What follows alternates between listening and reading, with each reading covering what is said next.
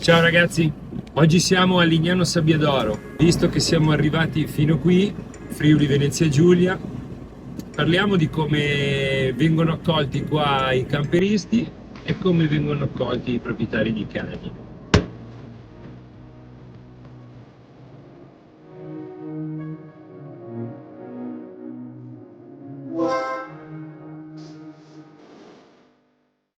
Allora, siccome noi in questo video, in questo canale parliamo di cani, o vorremmo quantomeno provare a parlare di cani e di camper, a me piacerebbe parlare di cani e di camper riguardo questa parte della nostra bella Italia. Allora, il Lignano Sabbiadoro è bellissima. Ragazzi, io ci sono stato 2 o 3 anni, però ero sempre venuto a fare la villeggiatura classica. Villettina, casetta, diciamo, in affitto, macchina, brevi spostamenti, la città molto organizzata. Parlando di cani, la città è molto dog friendly, veramente tanto. Tutti i negozi hanno ciotole d'acqua a disposizione per i cani, possono entrare dappertutto, addirittura al supermercato, quindi figuratevi voi. Non c'è un negozio che vi dica di non farlo entrare. E soprattutto, ragazzi, la cosa fighissima di questo posto è che ci sono tantissime doggy beach, ma senza delle caspita di restrizioni. Cioè non è che tu porti il cane in spiaggia, però poi può andare in acqua solo entro le 7 del mattino e dopo le 7 di sera o cose simili, oppure sì, c'è la doggy beach, però è in fondo tra le pietre, gli scogli, la tangenziale, senza un ombrello. No, qui ci sono delle doggy fantastiche organizzate nel lungomare, ci sono tutte delle fontanelle per sciacquarsi i piedi, ma anche con il doccino fuori dalle spiagge, dai lidi, per sciacquare con l'acqua dolce i cani dall'acqua salata. Sono veramente organizzati. Le spiagge hanno i loro recentini personali privati, quindi tu puoi, pagando una certa cifra, stare all'ombrellone come tutti gli altri, ti tieni il tuo cane sotto la sdraio, oppure ti danno proprio la sdraietta, la branda per il cane. Sono veramente organizzati, il posto è fighissimo, i cani possono andare in acqua a tutte le ore, li mettete al guinzaglio e li portate in acqua. Alcune spiagge hanno proprio i recintini con dentro i lettini e gli ombrelloni, per cui uno che ha il cane come il mio, un po' poco socievole con gli altri cani, può beatamente, tranquillamente prendersi il suo spazio personale recintato e stare sereno, tranquillo e beato. Io poi non amo troppo stare in spiaggia già di mio, non amo tenerci il cane, ma è una scelta mia, anche perché poi la mia è un po' vecchietta, comincia a soffrire il caldo, mi annoio e si annoia anche lei, di conseguenza abbiamo provato. Il posto è davvero bello, è tenuto meravigliosamente. Lignano Sabbiadoro sotto questo profilo è splendida. Poi comunque per assurdo non ci sono aree di sgambo, non ci sono dei grandi parchi, ci sono molti alberi e molto verde, però luoghi dove portare il cane non ci sono, non ce n'è neanche una di aree di sgambamento. E qui, come tutte le località di mare, le macchine sono tante. Agosto sconsigliato, settembre meraviglioso, le persone sono molto socievoli, con i cani guai, impazziscono. Quindi vi devo dire che mi sono sempre trovato davvero bene. Aree di sgambo, dicevo, appunto, girando non ne ho trovate mai, quindi io lascio il camper, poi cammino.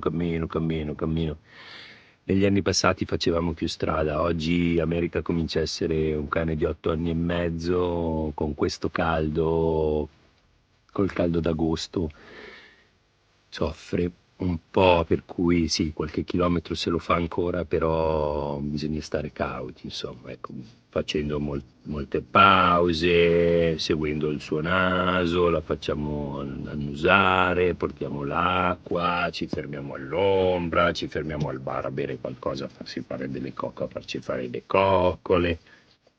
Una passeggiata che potrebbe durare mezz'ora, 3 quarti d'ora, noi la facciamo in 3 ore, però non importa, tanto siamo in ferie, che ci frega. Va bene, e questo è quello che riguarda i cani, quindi consiglio 100% Lignano Sabbiadoro. Riguardo invece i camper, per voi amanti dei cani che girate come noi col camper, o per voi amanti dei camper che girate senza cani, qui è una tragedia. Qui vige la massima disorganizzazione, anzi non c'è disorganizzazione, c'è proprio indifferenza. E, è tutto pulitissimo, è tutto pulitissimo. Però ci sono 2 campeggi, chiaramente murati, cifre sui 60-70 euro al giorno. Ma uno potrebbe anche dire, a me non interessa, 70 euro sono le mie ferie d'agosto, chi se ne frega, spendo come in albergo per stare in mezzo a un casino. Allora, questa è una scelta personale, io ci sarei anche entrato 2 o 3 giorni, mi sono messo in fila, lista d'attesa, mi hanno chiamato dopo 3-4 ore, gli ho detto di no perché avevo cambiato idea. Preferivo girare un po', vedere cose e arrangiarmi. Ho detto tanto, una volta che ho trovato una fontanella per caricare l'acqua e un punto di scarico, io sono a posto. Allora, fontanelle per caricare l'acqua da Jesolo a qua non ci sono. Un punto camper, uno dice vado lì, noi a Reggio Emilia abbiamo un posto dove c'è il comune ha creato uno scarico con un rubinetto di carico, con la filettatura per poter attaccare la gomma, il tubo, la canna, come volete chiamarlo, e caricare. A Lignano, dopo aver girato 2 giorni, abbiamo scoperto che c'è un punto di scarico che è allucinante. È in mezzo a un parcheggio gigante, non è segnalato, non è disegnato, non c'è niente.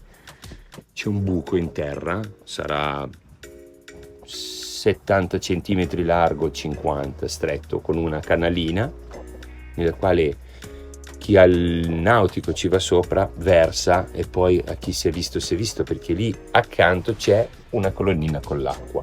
Però è proprio una di quelle fontanelle, sapete quelle col bottone, si schiaccia, si lascia, dopo qualche secondo si spegne. Sarebbe per sciacquare le cassette, presumo. Non c'è un tubo, non c'è una gomma, non c'è la filettatura, è proprio un rubinetto in acciaio col pulsante.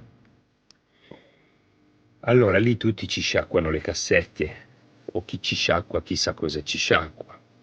Metterci una gomma attaccata, caricare i serbatoi del camper, se non avete problemi e ve ne frega poco, potete anche provarci, però attenzione perché il rubinettone è grosso, quindi non è una cosina piccina che ci si infila la gomma così, diciamo con la forza, togliendo la parte in plastica, si infila la gomma e via, non c'è.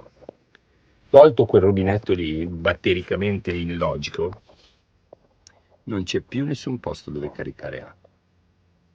Non ci sono. Troverete segnalato su Park4Night dei punti di carico, non ci sono.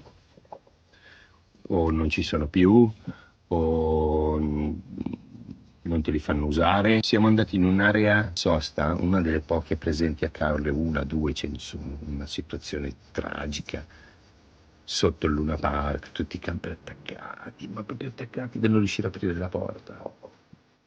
E mi hanno fatto caricare e scaricare a 10 euro, ho caricato un po' d'acqua pulita e ho scaricato le acque grigie, tanto che ero lì per non tornare a Lignano Sabbiadoro a scaricare, per cui 10 euro po' d'acqua. Qui a Lignano Sabbiadoro sono andato alla Lidl, con 1,20 euro ho comprato 6 bottiglie da 2 litri, il primo prezzo dell'acqua, ho preso 2 casse, 12 bottiglie, 24 litri, le ho messe nel serbatoio delle acque chiare. Però è assurdo.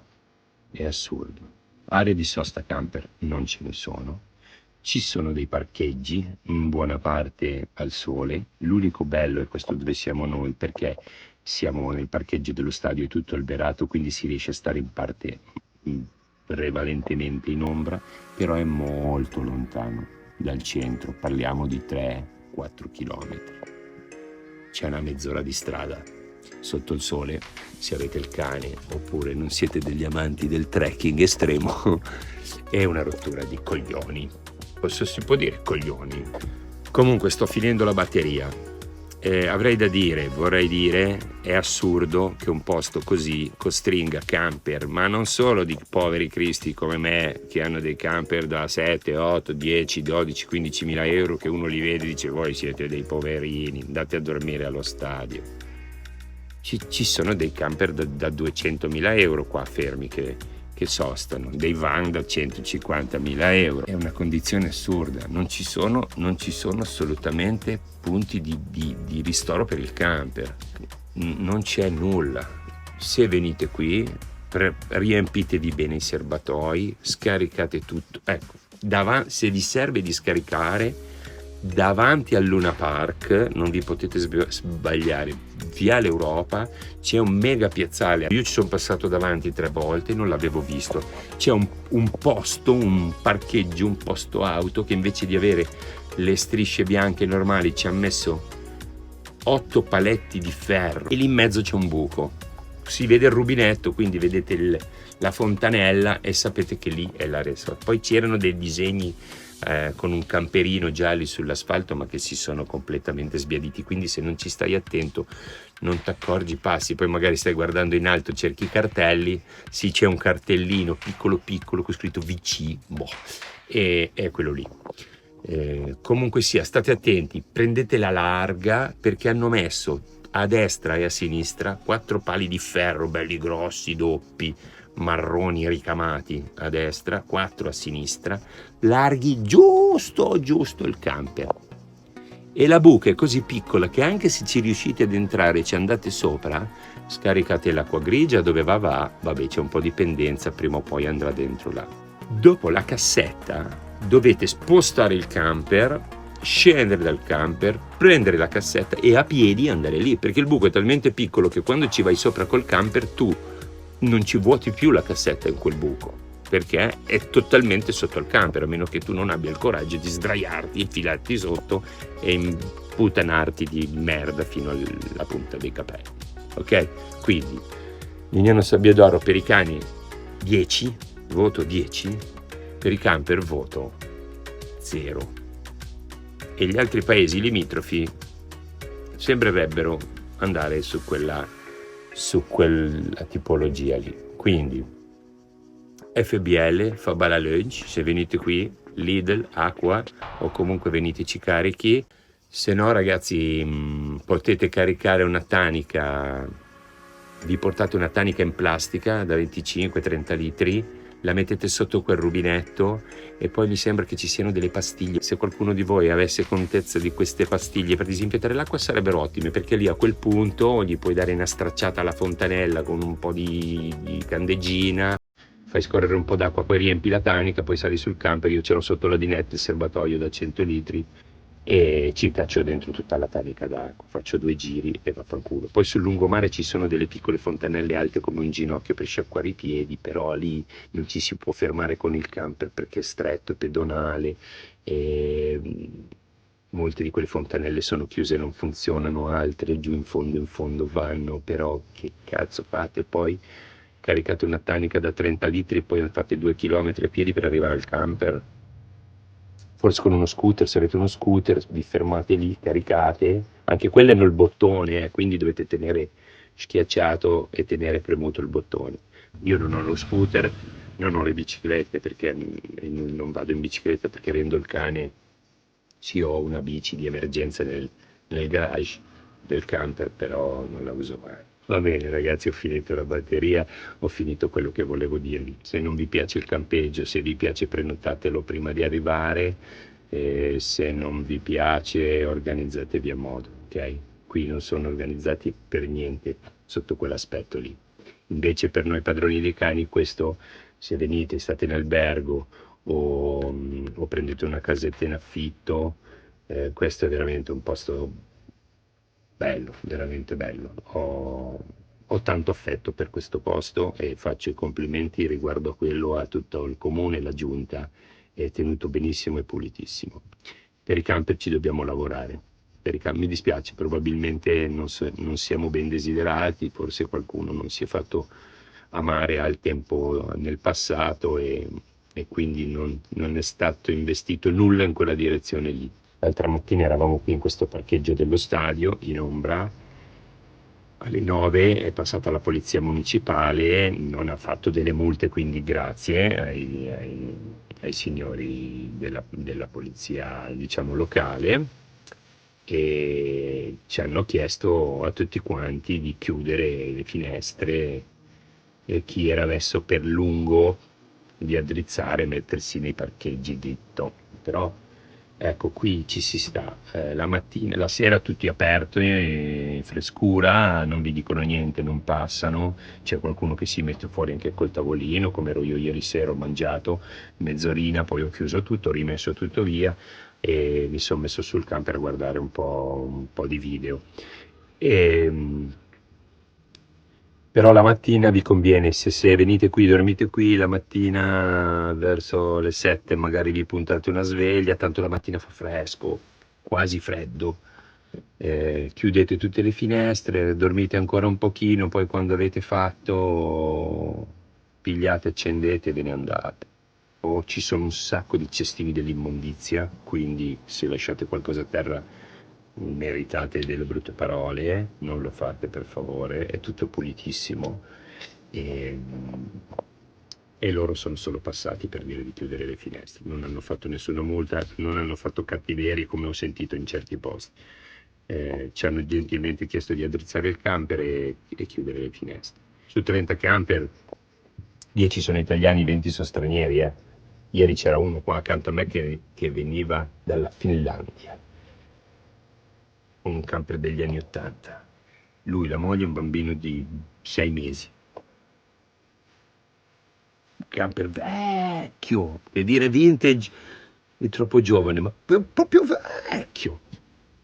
No, vintage, vecchio. Va bene, basta ragazzi, avete fatto 27 minuti di video, non è pensabile. Vi abbraccio, dopo lo taglio. Ciao.